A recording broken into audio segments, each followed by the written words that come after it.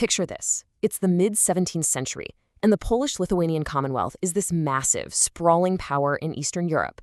But, just under the surface, a serious storm is brewing. We're going to dive into the incredible story of one man whose personal fight for justice lit a fuse that would just explode across nations, bring down armies, and completely redraw the map for Ukraine, Poland, and Russia forever.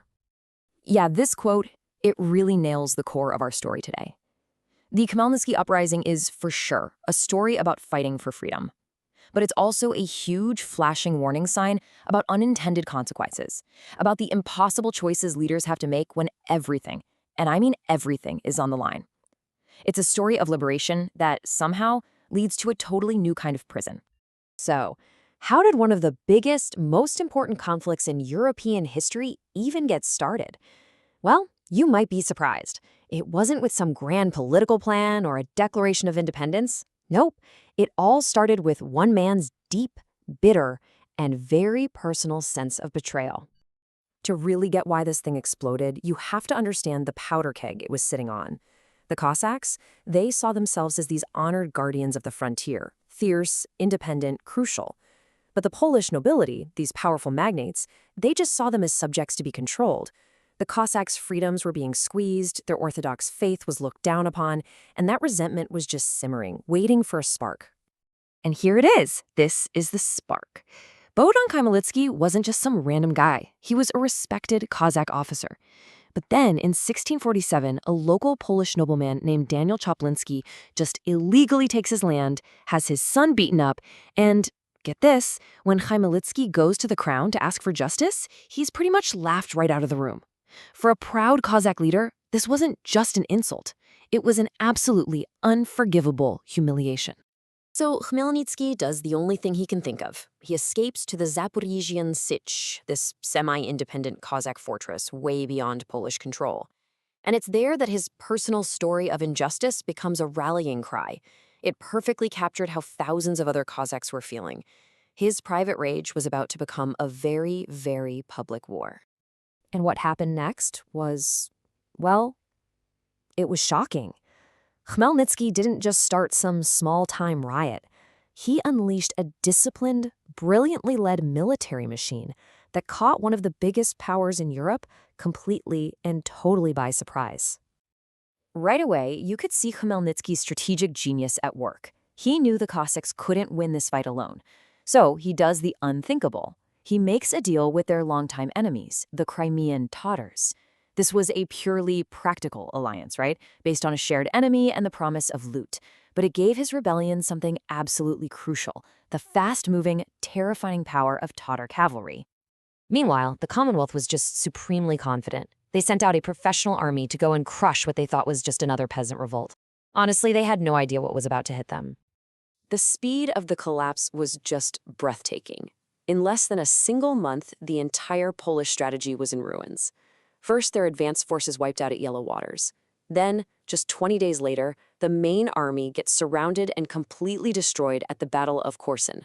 It was an unbelievable military disaster. And this wasn't just a defeat. It was a total, absolute humiliation. Both of the top Polish commanders were captured and shipped off as prisoners to the Crimean Khan. The rebellion was now a full-blown revolution, and the path into the heart of Ukraine was suddenly wide open. But that military victory, it unleashed something else, a different, far more terrifying force. The uprising started to morph from a political rebellion into a brutal social war, and the violence just spiraled completely out of control. You see, as Khmelnytsky's army swept across the land, they were joined by thousands of furious peasants, and all that pent-up anger just exploded. The targets were anyone tied to the old system. Polish nobles, Catholic priests, and also Jewish communities, who were often the administrators and tax collectors for the nobility, and were seen as the face of that oppression. The result was a wave of absolutely horrific massacres. And this forces us to ask a really tough question about Khmelnytsky himself. Was he a liberator, freeing his people? Or had he unleashed this monstrous force that even he couldn't control anymore? The truth, as it so often is probably somewhere in a very dark, uncomfortable middle. By 1649, the Commonwealth started to pull itself together. The Siege of Zbaraj became this incredible symbol of Polish resistance. For weeks, a trapped Polish army held out against starvation and constant attack. It was a brutal, grinding siege that drained both sides. And, more importantly, it started to show the cracks in that Cossack-Tatar alliance. The Tatars were getting tired of this long, drawn-out war. This bloody stalemate led to the Treaty of Zaborov. Now, on paper, it looked like a massive win for the Cossacks. It gave them autonomy and officially recognized their army. But in reality, it was this weak compromise that made nobody happy. The Polish nobles thought the king gave away the farm, and the Ukrainian peasants were angry they were still basically serfs. This peace was absolutely doomed from the start. So, surprise, surprise, the treaty fell apart. And now, Khmelnytsky was facing a resurgent Poland. A devastating loss on the battlefield would force him to look for a new, more powerful ally. And this one decision would change everything. That defeat came at the Battle of Berestechko in 1651. It was huge. The Cossacks were facing this massive Commonwealth army, and at the worst possible moment, his Tatar allies just left. They deserted him, and the result was a catastrophic loss. This battle completely shattered the myth that the Cossacks could win this thing on their own. Khmelnytsky knew he needed a new backer, and fast. So he turned to the Tsardom of Muscovy, and this led to the Treaty of Pereyaslav in 1654. Now, right here lies a fatal, history-changing misunderstanding. You see, the Cossacks thought they were signing a temporary military deal that would protect their independence. But Moscow, they saw it as the permanent absorption of Ukraine into the growing Russian state.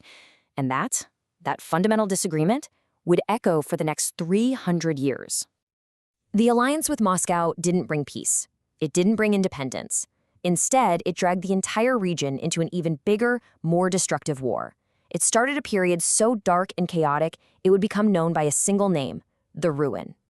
And the Ruin was exactly what it sounds like, a whole generation of pure devastation. Once Russia was in the game, Ukraine became the battlefield for every major power around. Poland, Russia, Sweden, the Ottoman Empire, they all carved out their piece.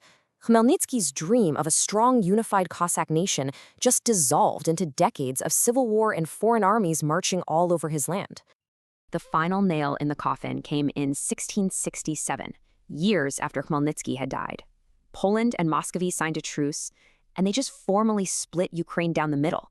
The Commonwealth got the west, and Muscovy got the east, including the ancient capital of Kyiv. The nation that was born in a fight for unity was now officially, tragically torn into. So, after all that, what is Khmelnytsky's legacy? Well, it's incredibly complicated. For many Ukrainians, he is a national hero, the father of their nation who stood up to Poland. But at the same time, he's this tragic figure whose desperate search for help just ended up trading one master for another, opening the door to centuries of Russian domination.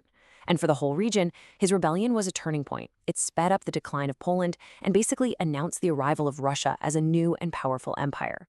Which leaves us with this final, really haunting question. It's the central tragedy of this entire story, and it's a question that has echoed down through the centuries, even to today. Did this bloody, heroic uprising actually win Ukraine's freedom, or did it just end up trading one set of chains for another?